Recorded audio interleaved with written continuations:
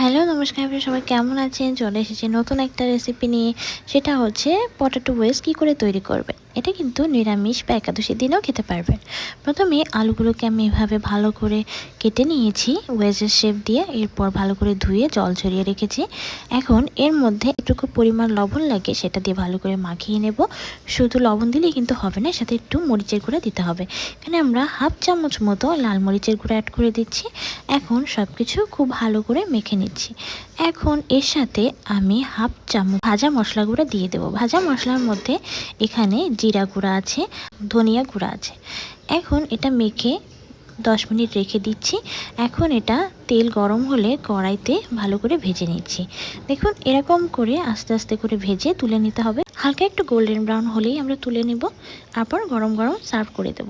আজকে পর্যন্তই। ভিডিওটি ভালো লাগলে অবশ্যই লাইক করে দেবেন, শেয়ার করে দেবেন। কেমন লাগলো জানাবেন। দেখা হবে পরের ভিডিওতে। Thank you.